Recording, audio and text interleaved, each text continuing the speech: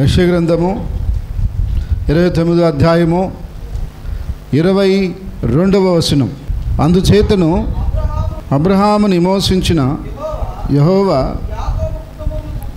యాకోబు కుటుంబం గురించి ఇలాగు సెలవిచ్చుచున్నాడు, ఇక మీదట యాకోబు సిగ్గుపడడు, ఇక మీదట అతని ముఖము తెల్లబారదు. చూడండి, ఇక్కడ యాకోబు కుటుంబాన్ని గురించి దేవుడు సెలవిస్తున్నాడు. యాకోబు అంటే ఒక వ్యక్తి కాదు, ఒక దేశం. ఇజ్రాయేల్ దేశం. ఇజ్రాయేల్ దేశాన్ని గురించి, ఆ ప్రజల గురించి దేవుడు సెలవిస్తున్నాడు. ఏమని సెలవిస్తున్నాడు? ఇక మీదట యాకోబు కుటుంబం సిగ్గుపడదు, అతని ముఖము తెల్లబారదు అంటున్నాడు. అంటే ఇక్కడ యాకోబు అంటే ఒక వ్యక్తి కాదు, ఒక జనం. ఎవరు? ఒక జనానితో చెబుతున్నాడు దేవుడు. ఏమని? ఇక మీదట మీరు సిగ్గుపడరు, ఇక మీదట మీ ముఖము తెల్లబారదు అంటున్నాడు. యేసుక్రీస్తునందు నిజముగా విశ్వాసం ఉంచిన వారి జీవితాల్లో దేవుడు సిగ్గుపరిచేవాడు కాదు. దేవుడు సిగ్గుపరిచేవాడు కాదు, సిగ్గుపడనివ్వడు. ఎందుకంటే ఆయన వారి పక్షంగా ఉంటాడు కాబట్టి వారికి ఎలాంటి పరిస్థితులు వచ్చినా దేవుడు వారిని కాపాడుతాడు. చూడండి, కీర్తన గ్రంథము 37వ అధ్యాయం 19. ఆపత్కాలమందు వారు, ఆపద వచ్చింది, అప్పుడు సిగ్గుపడతామంటే ఏంది అర్థం? మనకు ఆపదలో సరైన సహాయం దొరకకపోతే మనం ఏమవుతాం? సిగ్గుపరచబడతాం. అదే సహాయం దొరికిందనుకోండి, మనం సిగ్గుపరచబడం. ఇప్పుడు ఒక 50,000 నీకు అవసరం వచ్చేసింది, నిండా అవసరం. ఆ సహాయం దొరికితే నువ్వు సిగ్గుపరచబడవు, నువ్వు ఆ కార్యాన్ని నెరవేర్చుకుంటావు. దొరకలేదు, అప్పుడు మనం సిగ్గుపరచబడతాం. లేదు, ఒక ప్రమాదంలో పడిపోయాము, ఆ ప్రమాదంలో నుంచి మనల్ని బయటేసే వాళ్ళు ఉంటే మనం సిగ్గుపరచబడాల్సిన అవసరం ఉండదు. బయటేసే పరిస్థితి లేకపోతే మనం అక్కడ సిగ్గుపరచబడే పరిస్థితి వస్తుంది. అయితే దేవుడు తన బిడ్డల జీవితంలో ఏదైనా ప్రమాదం వచ్చినప్పుడు, ఏమొచ్చినప్పుడు, ఇబ్బంది వచ్చినప్పుడు ఆ టయానికి ఏదో ఒకటి చేస్తాడు. హల్లెలూయా. ఆ ఆపదలో, ఆ కష్టకాలంలో, ఆ యొక్క సమస్య వచ్చినప్పుడు దానికి తగినట్టుగా ఏదో కార్యం చేస్తాడు. ఎవరు?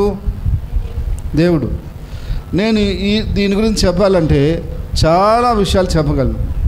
ఇబ్బంది వచ్చినప్పుడు, కష్టం వచ్చినప్పుడు దానికి ఏదో ఒక సొల్యూషన్ ఆయన చూపిస్తాడు. ఎందుకంటే మనం ఆయన నమ్ముకున్నాం కాబట్టి. ప్రార్థన చేసి దేవుడికి అప్పగిస్తే ఆ టయానికి ఏదో ఒక మార్గం దేవుడు చూపిస్తాడు. అందుకే అక్కడ ఏమంటాడు, మళ్ళీ చదవండి అన్నమాట. ఆపత్కాలంలో ఎవరు సిగ్గునందరు, కరువు దినాల్లో కూడా తృప్తి పొందుతారంట.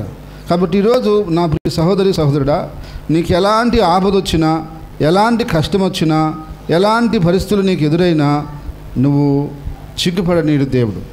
ఎందుకంటే ఆయన విశ్వాసం ఉంచిన వాడిని ఆయన సిగ్గుపడనీడు. చూడండి, రోమీయులకు రాసిన పత్రిక 9వ అధ్యాయం 33 వస్తున్నాం. చూడండి, ఇక్కడ దేవుని వాక్యాలు చూస్తే విశ్వాసం ఉంచిన వాడేమో సిగ్గుపరచబడు, విశ్వాసం ఉంచిన వాడు సిగ్గుపరచబడుతున్నాడు. 10-11 కూడా చూడండి. 10-11 రోమా 10-11. ఆయనందు విశ్వాసం ఉంచిన వాడు ఎవడు? చూడండి, నిజంగా దేవుని నమ్ముకున్న వారిని దేవుడు ఎప్పుడు సిగ్గుపరచడు. హల్లెలూయా. వాళ్ళకి ఏ వ్యాధి రానివ్వండి, ఏ బాధ రానివ్వండి, ఏ కష్టం రానివ్వండి, ఎలాంటి సమస్య రానివ్వండి, ఎలాంటిది వచ్చినా సరే దేవుడు వారిని ఏం చేయడంట? సిగ్గుపడనీడంట. సిగ్గుపడేది చేసేవాడు కాదు. ఎందుకంటే మన దేవుడు మనల్ని గణపరిచేవాడు కానీ సిగ్గుపరిచేవాడు కాదు. కానీ సాతాను మనల్ని సిగ్గుపరచాలని చేస్తాడు, మనల్ని ఇబ్బంది పెట్టాలని చేస్తాడు. కానీ అయినా దాంట్లో దేవుడు మళ్ళా మనకు సహాయం చేసి మనల్ని ఏం చేయనీడు? సిగ్గుపడనీడు. ఎట్టి పరిస్థితుల్లో మనం సిగ్గుపడనీడు.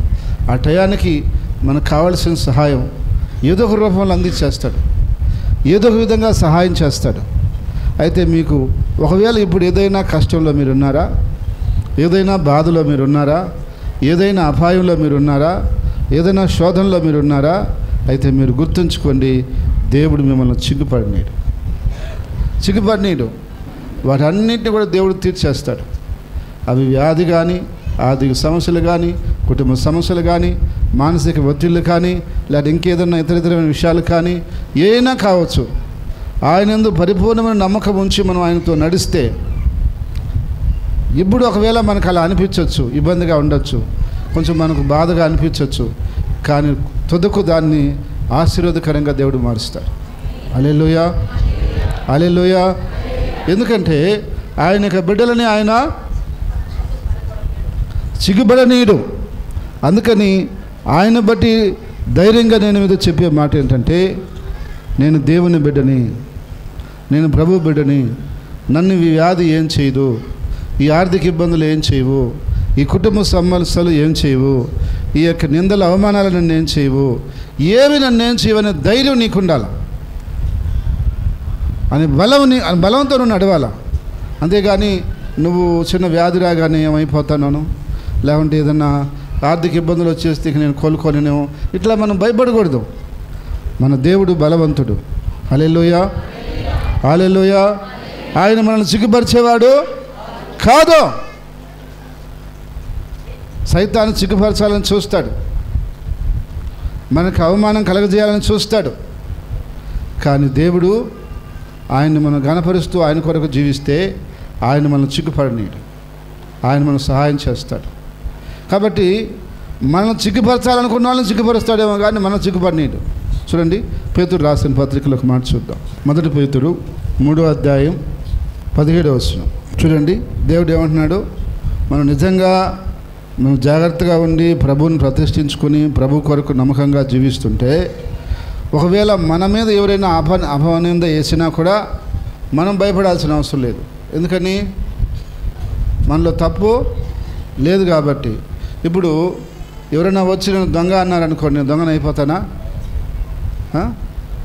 ఇప్పుడు కొంతమంది నమ్మచ్చు, ఏమని, ఆయన దొంగ అన్నారా, ఆయన దొంగ ఏమన్నా అనొచ్చు. కానీ అందరూ నమ్మరుగా, జ్ఞానవంతులు ఉంటారుగా. అయితే అటంటే మనకు బాధ, మనల్ని ఏమైనా అంటే మనం ఇబ్బంది పడతాం. కానీ దేవుని మార్గంలో మనం తెలుసుకోవాల్సిన విషయం ఏంటంటే, మన మీద నిందలు మోపే వాళ్ళు ఉంటారు, మనల్ని చెడ్డగా మాట్లాడే వాళ్ళు ఉంటారు. ఇవన్నిటినీ మనం ఆశీర్వాదకరంగా తీసుకోవాలా. హల్లెలూయా. యేసు ప్రభువుని ఏమన్నారా, దెయ్యాలను వదలగొట్టేవాడైతే ఆయన పట్టిందంట దెయ్యం, ఎలక పట్టిండే దెయ్యం. వీళ్ళు ఏమంటున్నారు, మాకేడ పట్టింది, నీకు గద పట్టింది అంటున్నారు. ఎవరిని? యేసయ్యని. ఇంకా యేసు ప్రభునే అన్నప్పుడు మనల్ని అనరా? ఆయన శిష్యులు అనలా అంటారు. ఈ లోకము అనకుండా ఉంటుందంటే మనం ఈ లోకాన్ని ఇడిచిపోయి ఎడారిలో ఉండాలి. అప్పుడైతే ఎవరు మనకు కనపడరు, ఎవరు మనల్ని అనరు. ఈ లోకంలో ఉన్నాం కాబట్టి అంటుంటారు అంటున్నారని మనం దాన్ని తప్పు చేస్తే సమర్థించుకోకూడదు. తప్పు చేయకపోతే మాత్రం మనం భయపడకూడదు. హల్లెలూయా. ఏదైనా తప్పు చేసినప్పుడు మనల్ని ఎవరైనా అన్నారనుకో, దాన్ని మనం సమర్థించుకోకూడదు. మరి వాళ్ళు మనం తప్పు చేశారు కాబట్టి మనం అన్నారు, మనం దిద్దుకోవాలని మనం గుర్తించాలి. తప్పు చేయకపోయినా అన్నారనుకో, దానికి భయపడకూడదు, దానికి మనం కలసి చెందకూడదు. కానీ కొంతమంది ఏమన్నా ఒక మాట అంటే, అత్త ఒక మాట అనిందనుకో ఓర్చుకోలేరు, కోళ్ళు ఒక మాట అనిందనుకో ఓర్చుకోలేరు, లేక ఏదైనా భర్త ఒక మాట అనుకో ఓర్చుకోలేరు, భార్య ఒక మాట అంటే ఓర్చుకోలేరు, ఇరుగు పొరుగు వారికి అబక్కన ఒక దుడుకుబడి ఒక మాట అనుకో ఓర్చుకోలేరు. ఎందుకంటే మనకేమవుతుంది అన్నంత మాత్రం అయిపోతావా? మన సత్ప్రవర్తన మీద ఎవరైనా కూడా అపనింద చేస్తే రేపు వాళ్ళే చిక్కుపడతారు, మనం చిక్కుపడబడలే. ఎందుకంటే నిజం నిదానంగా తెలుసదుగా. నిజము అప్పటికప్పుడే తెలియకపోయినా నిదానంగా అయినా తెలుసుద్ది. తెలిసినప్పుడు ఏమవుతుంది, ఆ మాట అన్నవాడు చిక్కుపడతాడు. కాబట్టి అందుకని మనం కాదు బాధపడాల్సింది, ఆ మాట అన్న వాళ్ళు రేపు బాధపడేట్టు చేస్తాడు దేవుడు. అందుకు మనం ఏం చేయాలంటే, దేవుని యొక్క వాక్యం చెబుతుంది, మనము ప్రభువును ప్రతిష్ఠించుకొని నమ్మకంగా ఆయన కొరకు జీవిస్తే చాలు. ఆయన ఖచ్చితంగా ఎన్నైనా అనుకొని మనకేం కాదు, నిందలు 100 కూడా రావచ్చు మన మీద, అవి నిజం కాకూడదు. హల్లెలూయా. నిజమైతే ఇబ్బందే కానీ అవి ఆరోపణలు అయితే ఇబ్బంది ఏం లేదు. కొంతమంది కావాలని ఏం చేస్తారు, ఆరోపణలు చేస్తారు. నమ్మేవాళ్ళు కొంతమంది బాగా చెవి గింటారు. నమ్మని వాళ్ళు ఈ మనిషికి పనికి మాలిన మనిషి ఉన్నట్టుంది, ఏదో ఒకటి చెప్తాడు దేవుడు ఒకరి మీద అని నమ్మరు, వినరు ఎవరు. అయితే ఒకవేళ చెప్పినా అది మన చెవికి వస్తే మన గురించి అన్నారని మనకు బాధ వేస్తుంది. బాధపడకూడదు. బాధపడితే మనం ముందుకు వెళ్ళలేం. ఏం చేయాలి? శ్వాసంతో ముందుకు పోవాలి. నిర్దాక్షిణ్యంగా ఒక మనిషిని మనం ఒక మాట అనకూడదు. దానికి దేవుడి కాడ లెక్క చెప్పాలి. కాబట్టి అందుకని తప్పు ఉంటే మనం హెచ్చరించవచ్చు, లేకపోయినా మనం ఏదో ఒకటి కల్పించి మాట్లాడామనుకో అది చాలా ప్రమాదకరం. కాబట్టి అందుకని దేవుని యొక్క వాక్యం ఏం చెప్తుందంటే, నీ మీద ఎవరైనా ఒక మాట అన్నా కూడా దాని గురించి నువ్వు వదిలేసుకుని వెళ్ళిపోవాలి. తప్పు చేసావా, నా తప్పు అయిపోయింది అని సరిదిద్దుకొని ముందుకు వెళ్ళిపోవాలి. ఎందుకంటే మనం కొన్నిసార్లు తెలియదు, మనం తప్పు చేసి కూడా రైట్ అనుకుంటాం, అవునా కదా? నాకు తెలిసి ఏ మానవుడు తప్పు చేసి నేను తప్పు చేశానని చెప్పిన వాళ్ళు తక్కువ. వాళ్ళు చేయలేదంటే బదరో ఇలా చేయలేదా, నేనేనా ఇలా చేసింది అంటారు తప్ప తప్పు అయిపోయింది, పొరపాటు అయిపోయింది, నేను ఇక చేయను అనేవాళ్ళు తక్కువ. కానీ ఏమనాలంటే ఒక ఆత్మీయుడు ఏదైనా తప్పు అయితే తప్పు అయిపోయింది, పొరపాటు అయిపోయింది, నేను ఇలాగా చేసి ఉండకూడదు అని చెప్పు ఉండాలి. అది చెబితే అది దేవుడు మెచ్చుతాడు. హల్లెలూయా. ఒకవేళ నీ తప్పు లేదు అయినా కూడా ఎవరైనా అన్నారు, నువ్వు ఏం మాత్రం కలిసి చెందకూడదు. ఏం చేయకూడదు? నిశ్చింతగా నువ్వు ముందుకు పోవాలా. నిదానంగానే తెలుస్తుంది. ఇప్పుడు ఈ మందిరం కట్టినప్పుడు ఎంత పెద్ద గొడవ అయింది. చుట్టుపక్కల వాళ్ళందరూ నా మీద కారాలు మిరియాలు నూరేరు. అంటే నా బిడ్డలే కాబట్టి వీళ్ళందరూ నేనేం బాధపడలా. కానీ తర్వాత నిదానంగా నిజం తెలిసింది. ఇప్పుడు ఈ చుట్టుపక్కల ఉన్నవాళ్ళు నిజంగా చెప్పాలంటే చాలా ఆశీర్వాదకరంగా ఉన్నారు మన సంఘానికి. వాళ్ళు అన్నిలైనా చర్చకొచ్చినా రాకపోయినా మన కార్యానికి ఏది ఇబ్బంది పెట్టరు. గతంలో మనం వచ్చినప్పుడు మైకి పెట్టాలన్నా కూడా ఇబ్బందిగా ఉండేది. మరి ఇప్పుడు మనం ఏ ఫంక్షన్ చేసినా వస్తారు, వాళ్ళు ఏదైనా ఫోన్ చేయమంటే ఫోన్ చేస్తారు, వెళ్తారు, వెళ్ళిపోతారు. ఎందుకంటే వాళ్ళకి నిజం తెలిసింది. బ్రదర్ మనం వచ్చినాడు, మనం ఆయన మీద మనం ఎన్ని మాట్లాడామో అని వాళ్ళు తెలుసుకున్నారు. కాబట్టి ఈరోజు చాలామందికి అలాంటి సమస్య ఉండొచ్చు. బంధువులు, స్నేహితులు, ఇరుగు పొరుగు వాళ్ళు, ఇంటి వాళ్ళు తెలియక మీ గురించి ఏదైనా మాట్లాడచ్చు. దాని గురించి మనం కలసి చెందకూడదు. ఎందుకంటే మనం నమ్మకంగా జీవిస్తే దేవుడు మనం చిక్కుపడడు, వారిని చిక్కుపరుస్తారట. ఎవరిని? సత్ప్రవర్తన మీద అపనింద వేసిన వారే చిక్కుపడతారు అని. కానీ మనం చిక్కుపరచబడం. ఎందుకని? మనకాడ తప్పు లేదు కాబట్టి. తప్పు ఉంటే ఎప్పుడైనా బయటపడుతుంది. పడదా? పిల్లి అనుకుంటుందంట, నన్ను ఎవరు చూడలేదు, నేను పాలు బ్రహ్మాండ దాతను జాగ్రత్తగా ఉండదంట. ఇది తప్పు చేసి బద్దవాడు అనుకునేది అదే. నా ఎవరు కనుక్కోలేరులే, ఇది బయట పడదలే, నేను చాలా తెలివిగలవాడిని, జాగ్రత్తగా చేస్తాను అనుకుంటాడు. ఎక్కడో ఒకటి ఏదో వదిలేసిపోతాడు ఆధారం. దాని వల్ల అన్నీ బయటకు వచ్చేస్తాయి, అంతా సమస్య వచ్చేస్తుంది. కాబట్టి ఎప్పుడు కూడా మనం అటు అనుకోకూడదు. వాళ్ళ తప్పు జరిగితే కూడా నేను తప్పు అయిపోయింది అని సరిదిద్దుకుంటే శ్రేష్టమైన మా అనుభవం. హల్లెలూయా, హల్లెలూయా. కాబట్టి దేవుడు అంటున్నాడు, ఆయనందు విశ్వాసం ఉంచిన వారిని దేవుడు ఏం చేయడు? చూడండి 2 కొరింథీ 10:8 చూడండి. పౌలు అంటున్నాడు, నేను చెప్పే మాటలు మీకు ఒకవేళ అతిశయంగా అనిపించవచ్చు, కానీ నా ఉద్దేశం తప్పు కాదు. ఏంది? మిమ్మల్ని కట్టాలనే ఉద్దేశంతో నేను చేస్తున్నాను కాబట్టి, మాట్లాడుతున్నాను కాబట్టి తప్పు కాదు, నేను సిగ్గుపరచబడను అంటాడు. నేను చెప్పే మాటలు కొంచెం ఏందబ్బా ఈయన అంత గొప్ప చెప్తాను అనిపిస్తుందేమో మీకు అతిశయంగా, కానీ నా ఉద్దేశం ఉందే లోపల, ఆ ఉద్దేశం తప్పు కాదు. నా ఉద్దేశం ఎందుకు? ఎట్లా అయినా మిమ్మల్ని కట్టడానికే, బాగు చేయటానికే, మంచి చేయటానికే నేను చెప్తున్నాను కాబట్టి అది తప్పు కాదు అని చెప్పి ఇక్కడ చెప్తా ఉన్నాడు. అందుకని ఈరోజు దేవుని యొక్క వాక్యం చెప్తున్నటువంటి విషయాన్ని బట్టి మనం తెలుసుకోవాల్సిన విషయం ఏంటంటే, మనము దేవునందు నమ్మకంగా జీవించినట్లయితే ఎన్ని శోధనలు వచ్చినా, ఎన్ని ఇరుకులు వచ్చినా, ఎన్ని వ్యాధి బాధలు వచ్చినా, ఎన్ని ఆటుపోట్లు వచ్చినా, ఎన్ని అపాయాలు వచ్చినా అవి వెళ్ళిపోతాయి కానీ మనకేం కాదు. హల్లెలూయా.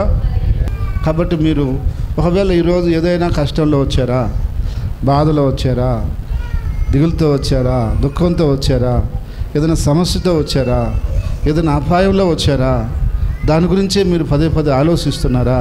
అది మిమ్మల్ని నిద్రపట్టనీయకుండా చేస్తుందా, లేక అది కలత చెందేటట్టు చేస్తుందా? అయినా దాని గురించి మీరు మర్చిపోండి. అది ఎలా వచ్చిందో అలా తీసేస్తాడు దేవుడు. హల్లెలూయా. అది మీ జీవితంలోకి ఎలా వచ్చిందో ఆ సమస్యను అలాగనే తీసేస్తాడు ఆయన. మీకేం కాదు. అయితే మీరు ఆయన కొరకు నమ్మకంగా జీవిస్తున్నారా లేదని మాత్రమే చూడండి. విశ్వాసంగా ఉంటున్నామా లేదని మాత్రం చూడండి. ఆయన్ని ప్రతిష్ఠించుకొని ఆయనలో నడుస్తున్నామా లేదా అని చూడండి. అలా ఉన్నట్లయితే మీరు దేనికి భయపడాల్సిన అవసరం లేదు. ఎందుకంటే మన దేవుడు సిగ్గుపరిచే దేవుడు కాదు. హల్లెలూయా. హల్లెలూయా. ఏమన్నాడు? యాకోబు, ఇక మీదట నేను నిన్ను సిగ్గుపరచబడి నేను నీ ముఖము తెల్లబారదు అంటున్నాడు. కాబట్టి ఆయన బిడ్డల్ని సాతాన్ని ఎంతో ఇబ్బంది పెట్టాడు. ఒకసారి నేను జ్ఞాపకం చేస్తా. యేసేపుని చిగ్గుపెట్టాలని పొతీఫారు భార్య ద్వారా నింద వేశాడు లేదా? చేశాడు. తప్పు చేశాడు యేసేపు. కానీ నింద మోసాడు కదా, జైలుకి పోయాడు కదా. కానీ దేవుడు ఏం చేశాడు? ఆ జైల్లో కూడా ఆయన హెచ్చించాడు. లాస్ట్కి ఆ దేశానికే ప్రధాని చేశాడు. ఆ దేశంలోనే ప్రధాని అయ్యాడు. ఆ నింద చేసిన ఆమె కూడా ఆయన పరిపాలన కిందకు వచ్చింది. అప్పుడు ఆమె ఏమైంటుంది? ఆయన ముందర సిగ్గుపరచబడి ఉంటుంది. దానియేలుని చంపించేయాలని చెప్పి ప్లాన్ చేసి సింహాల గుహంలో వేసేటట్టు చేశారు. సింహాల గుహలో వేస్తే తినేస్తాయి, ఇంక పేడ ఎడగలిపోతుంది, ఇతనుంటే మనం పైకి రాలేము, ఇతనే పైకి పోతున్నాడు, మనం నెక్కి రానట్లేదని చెప్పేసి అసూయపడి ఎవరి మీద? వాళ్ళు దానియేలుని ఏదైనా చేయాలని ప్రయత్నం చేశారు. కానీ నమ్మకస్తుడు, ఏ తప్పు లేదు, ఏ లోపం లేదు, ఏం చేయలేకపోయారు. మరి మనం న్యాయంగా పోతే దండవదరాయం కథ, అన్యాయంగా పోదాము అప్పుడు మనకి అనుకున్న పని అవుద్దని అన్యాయంగా అతని మీద నేరం మోపటానికి వచ్చారు. వీళ్ళే కావాలని సృష్టించి నెల రోజుల వరకు రాజకీయ ప్రార్థన చేయాలని శాసనం సృష్టించి ఆ యొక్క శాసనం ప్రకారంగా దానియేలు రాజు మాట అంటుండదని వాళ్ళే చెప్పి వీళ్ళే మళ్ళీ తీసుకుపోయి సింహాల గుహలో వేపించి అతను చంపాలని చూశారు. కానీ సచ్చిందేవుడు దేవుడు దానియేలుని కాపాడి బయటకు తీశాడు. రాజు వాస్తవం తెలుసుకొని నేను తప్పు చేశానని ఆయన కూడా బాధపడి వీళ్ళని ఎతకపోయేసాడు లోపల. ఎవరిని? శాసనం చేయమని వచ్చినారే బ్యాచ్. ఆ బ్యాచీలో వాళ్ళ కుటుంబాలను వాళ్ళ పిల్లల్ని మొత్తం రమ్మని అందరిని వేసేసాడు. సింహాలకి మొత్తం తినేసింది. కాబట్టి దేవుని యొక్క వాక్యం చెప్తుంది, ఆయన కొరకు నమ్మకంగా జీవించిన వారిని, విశ్వాసం ఉంచిన వారిని ఆ రోజైనా ఈ రోజైనా దేవుడు సిగ్గుపరచలేదు. ఎన్నెన్నో వచ్చాయి వాళ్ళ మీద కూడా, రాలేదని కాదు. కానీ లాస్ట్కి ఏమైనాయి? ఇంకా ఆశీర్వాదంగా మారినాయి. ఒక శోధన మన మీదకి వచ్చిందంటే మనం నమ్మకంగా దేవుళ్ళో నిలిచి వాక్యానుసారంగా నడిస్తే ఆ శోధన తర్వాత ఆశీర్వాదం వస్తుంది. హల్లెలూయా. హల్లెలూయా. కానీ ఇది చాలామందికి తెలియదు, ఇది సత్యం. దానియేలుకి ఆ శోధన వచ్చిన తర్వాతే ఇంకా పైకి పోయాడు. ఇంకా రాజు మనసులో ఆయన స్థానం పెరిగిపోయింది. ఇంకా ఉన్నతమైన స్థానంలోకి వెళ్ళాడు. ఆ దేశమంతా కూడా ఇంకా ఉన్నతంగా ఆయన గుర్తించబడ్డాడు. ఆ విధంగా ఎక్కువ కాలము ఉన్నతమైన అధికారిగా, ప్రధానిగా దానియేలు ఉండగలిగాడు. ఎందుకంటే శోధన తర్వాత ఆశీర్వాదం కూడా ఉంటుంది. కానీ శోధన వచ్చినప్పుడు మనం ఎటంటే మాట్లాడటం, ఎటంటే తిరగటం, ఎటంటే చేయడం చేయకూడదు. ఎందుకంటే ఒక క్రమంగా మనం నడుచుకొని వాక్యానుసారంగా మనం ఉంటే ఆ శోధన కూడా మనకు ఆశీర్వాదంగా మారుతుంది. హల్లెలూయా. హల్లెలూయా. లేకపోతే శోధన కాలంలో సైతాను మనల్ని దెబ్బకొట్టి వెనక లాగేయాలని చూస్తాడు. చాలామంది ఎప్పుడు వెళ్ళిపోయారు వెనక్కి? శోధన అందరికి వస్తుందా రాదా? చూడండి, లూకాసు వార్త తీసుకోండి, 22వ అధ్యాయం 31వ వచనం. చూసారా? సాతాను ఎవరిని కోరుకుందంట? యేసయ్య ప్రధాన శిష్యుడిగా పేతురుని ఎన్నుకున్నాడు. ఆయన్నే కోరుకుందంట. ఏమని? జల్లించి అతన్ని గందరగోళంగా శ్రమల్లో, శోధనలో, కష్టాల్లో, బాధల్లో పెట్టి గందరగోళం చేసేసి, ఇంకా నాకు యేసయ్య వద్దు, ఆయన మంచోడు కాదు, ఆయన నమ్ముకుంటే నాకు ఇట్టయిపోయింది, అట్టయిపోయింది, అదైపోయింది, ఇదైపోయింది అని చెప్పి ఇడిసి వెళ్ళిపోతాడని ఎవరు? పేతురు. జల్లిచ్చిందంట. జల్లెడు తెలుసా మీకు? జల్లెడు తెలుసా తెలీదా? దాంట్లో బియ్యం కానీ ఇంకేదైనా పదార్థం కానీ వేసి ఇట్లా అంటే కొన్ని కిందకి వెళ్ళిపోతాయి, కొన్ని పైన ఉండిపోతాయి. కాబట్టి ఆ జల్లించేటప్పుడు మొత్తం కదిలిపోతుంది, ఏ ఒక్కటి కదలకుండా ఉండదు. సాతాను మనల్ని జల్లించాడంటే మనకు అన్ని సమస్యలు చుట్టుకుంటాయి ఒకసారి వచ్చి. అప్పుడు మనకి ఏం దిక్కుతో వస్తుందో అప్పుడు మనం అనుకుంటాం అయిపోయిందిరా మన పనిని. అయినా ఏం కాదు. హల్లెలూయా, హల్లెలూయా. మన కొరకు ఏడుకుని ఆయన ఒక ఆయన ఉన్నాడు. ఎవరైనా? యేసయ్య. కాబట్టి అందుకని మనం ఏం చేయాలి? సాతాను నన్ను జల్లిస్తున్నాడు, ఇప్పుడు నేను నమ్మకంగా ఉండాలా, ఇప్పుడే విశ్వాసంగా నిలబడాలా అని నువ్వు నిలబడితే చాలు. తర్వాత వాడు వదిలిపోతాడు, వాడు కమ్ముగా వెళ్ళిపోతాడు. యేసు ప్రభు ఒకటే ప్రార్థన చేశాడు. పేతురు జల్లించబడకూడదని ప్రార్థన చేయలే, నమ్మకము కోల్పోకూడదని ప్రార్థన చేశాడు. ఇప్పుడు మీరు ఆలోచించండి, ఏ ప్రార్థన చేస్తే మంచిది? జల్లించబడకుండా ఉంటే మంచిది కదా అని మనం అనుకోవచ్చు, కానీ అది కాదు. ఈరోజు కాకుంటే మళ్ళీ ఆయన జల్లిస్తాడు వచ్చి, కానీ ఆ శోధన ఇంకోసారైనా మనకు వస్తుంది. కానీ దేవుడి ఉద్దేశం ఏంటంటే ఆ శోధనలో నుంచి స్ట్రాంగ్గా నువ్వు మారాలని, విశ్వాసంగా నువ్వు మారాలని, బలంగా నువ్వు తయారవ్వాలని, వాడిని ఎదుర్కొని పోరాడే వ్యక్తి నువ్వు కావాలని. కానీ అని చెప్పి సాతాను ఎదురు నిన్ను పెడతాడు. వాడేవో నేను శోధిస్తుంటాడు, నువ్వు పడిపోయి లేచి మళ్ళీ పోరాడాల్సిందే. నేను పడిపోయినాను వెళ్తానకూడదు, మళ్ళీ లేయాలా, చెట్టును కొట్టాలా, లాస్ట్ కొట్టి వాడిని ఏం చేయాలి? ఓడించాలా. ఓడించిన దాకా నిన్ను వాడి ముందర పెడతాడు. యేసయ్యకి తెలుసు సాతాను మనం శోధించేది, మనల్ని ఇబ్బంది పెట్టి తెలుసు. అయినా కూడా దేని కొరకు ప్రార్థన చేస్తున్నాడు? విశ్వాసం తప్పకుండా ఉండాలని. విశ్వాసం ఉంటే చాలు, మళ్ళీ అన్ని చెడ్డ అయిపోతాయి. విశ్వాసం కోల్పోయావు అనుకో, నువ్వు లోకంలోకి వెళ్ళిపోతావు, నువ్వు లోకస్తులు అయిపోతావు. ఇక్కడ ఇంకేముంది? నెక్స్ట్ ఎవరికి పెడుతుంది సాతాను? నీ సహోదరులకు ఉంది. వాళ్ళ కోసం కూడా నువ్వు ప్రార్థన చేసుకుని వాళ్ళని కూడా స్థిరపరచుకోవన్నాడు.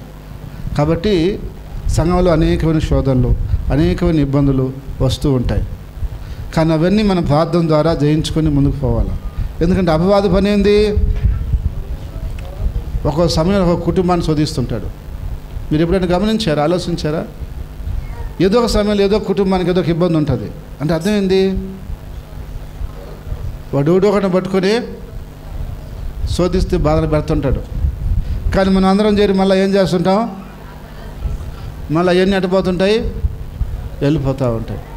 ఎందుకంటే వాడి పని అది. కానీ దేవుడు పెట్టద్దు అని ఆపేమని చెప్పడు, ఆయన గమ్ముకుంటాడు. ఎందుకంటే నా బిడ్డలు నిన్ను జయించాలి. ఏమన్నాడు? రోమా 16:20 సమాధానకర్తకు దేవుడు సాతాను మీ కాళ్ళ కింద శీఘ్రంగా చితక దొక్కించును. యేసయ్య దొక్కేస్తే పాలా మనం మళ్ళీ ఎందుకు దొక్కటమా? ఇప్పుడు యేసయ్య దొక్కేస్తే వాడు ఒక దెబ్బకు బాడా? ఎవడా? మనం దొక్కాలంట. అంటే ఆయన ఉద్దేశం ఏంటి? నేనంటే తొక్కేస్తా, నా దగ్గర కూడా రాడు, మీ దగ్గరకే వచ్చేది. మీరు కూడా దొక్కితే మీ దగ్గర కూడా రాడు. ఇక మీరు ఎట్ట తయారవ్వాలా? వాడిని చితక దొక్కి అట్టగా తయారవ్వాలి మీరు. కాబట్టి మీ చేత చేపిస్తా పని. నేను చేసేది పెద్ద గొప్ప విషయం కాదు, ఎందుకంటే నాకు అది ఈజీ అయిన పని. కానీ నా బిడ్డలుగా మీరు చేయాలి, మీ చేత చేపిస్తా, అందుకని మీ చేత దొక్కిస్తాడట. అంటే మనము సాతాను జయించాలని దేవుని ఉద్దేశం. హల్లెలూయా.